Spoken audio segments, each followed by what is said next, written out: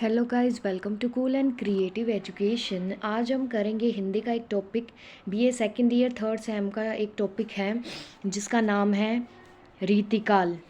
रीतिकाल की जो परिस्थितियां हैं, रीतिकाल का समय है, वो सारी चीज़ें हम यहाँ पढ़ेंगे। ठीक है, तो स्टार्ट करते हैं। देखो, मैंने आपको बता दी थी राजनीतिक परिस्थितियां, मैंने आपको कंप्लीट करवा दी थी, लेकिन फिर भी मैं बताती हूँ क्या था। जो रीतिकाल का समय था वो संवत 1700 से संवत 1900 तक का काल क्या था, रीतिकाल का काल कहा जाता है। और इसे विलासिता का काल कहा जाता है। क्यों? क्योंकि यहाँ पर जो राजा और जो प्रजा थी वो विलासिता में लीन रहती थी, उसे अपने राज्य की ओर कोई ध्यान नहीं दिया उन्होंने।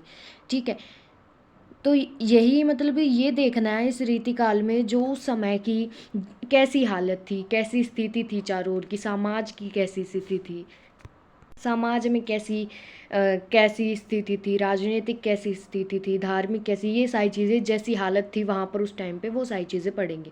तो बहुत सारी है, राजनीतिक है, सामाजिक है, धार्मिक है। ठीक है, निम्नलिखित परिस्थितियाँ जो हम यहाँ पढ़ेंगे। मैंने आपको राजनीतिक परिस्थितियाँ बता दी थी क्योंकि इसमें मैंने क्या बताया था कि यह काल क्या है, मुगलों का काल है। कहाँ था? यहाँ अकबर ने ही दीन इलाह नामक एक नया धर्म चलाने की कोशिश की थी।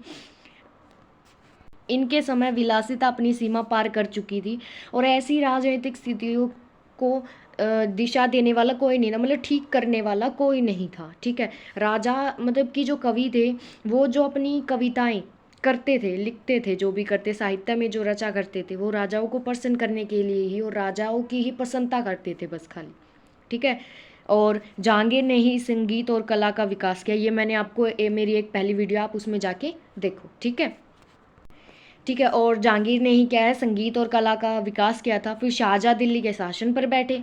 शाहजहाँ के बीमार होते ही जो उसके पुत्र थे वो क्या है, राजगद्दी के लिए लड़ने लग गए और वो पशुओं की तरह लड़ते थे बिल्कुल। ठीक है, और फिर औरंगजेब ने अपने भाइयों को मारकर गद्दी प्राप्त कर ली। एक कट्टर शासक था औरंगजेब और वह अपने राज्य का विस्तार चाहता था कि और ज़्यादा क्या वो बढ़े, मेरा राज्य हो। ठीक है, और इसी कारण उसे क्या करना पड़ा, लंबे समय तक सिखों और मराठों से लोहा लेना पड़ा। ठीक, औरंगजेब को संगीत और कला इनसे कोई भी मतलब कोई भी लगाव नहीं था। ठीक है, औरंगजेब की मृत्यु के बाद उनके राज्य की स्थिति इतनी खराब हो गई थी, बहुत ज़्यादा खराब हो गई थी, और उसके जो उत्तराधिकारी थे वो बिल्कुल एकदम निकम्मे,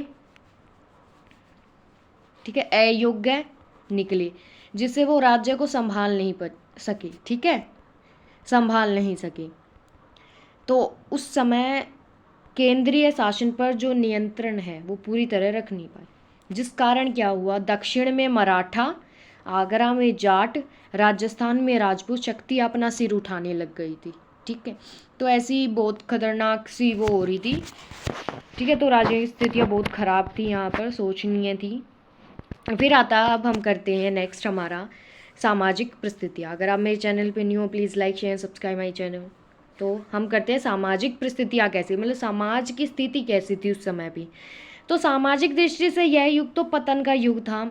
यहाँ राजा और प्रजा विलासिता में पूरी तरह डूब चुके थे। ये मैंने लाइन आपको बता दी थी कि राजा और प्रजा पूरी तरह से विलासिता में डूबे रहते थे, क्योंकि यह काल जो रीति काल है ये क्या था, विलासिता का काल था।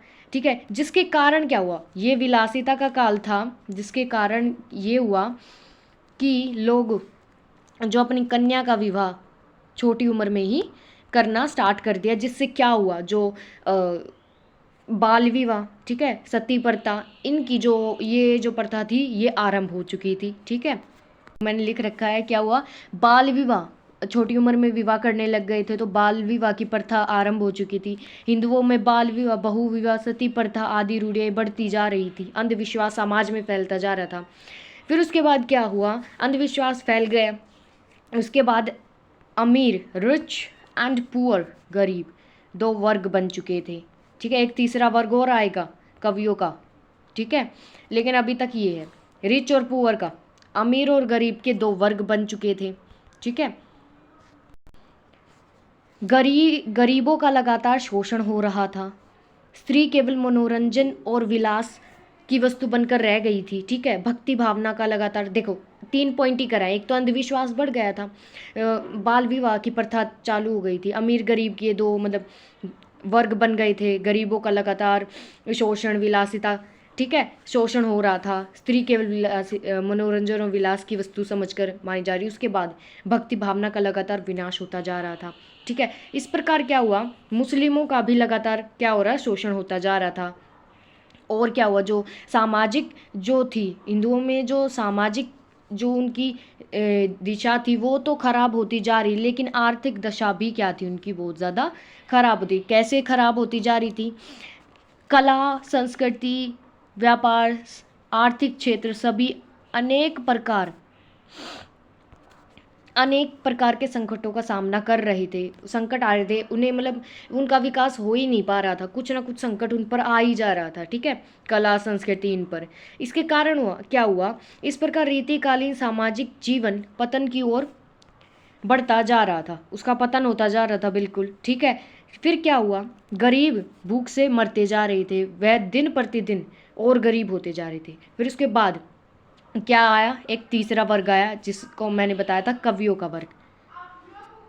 तो ये युग क्या था, जो मतलब सामाजिक जो स्थिति थी वो तो खराब होती जा रही थी, वो हालत तो बहुत खराब होती है, लेकिन आर्थिक जो थी क्षेत्र भी वो भी खराब होता जा रहा था। तो ये हम कह सकते हैं कि ये युग जो दशा थी वो भी शोचनीय थी। ठीक है, तो अगर आप मेरी वीडियो अच्छी लगी हो, please like share subscribe my channel.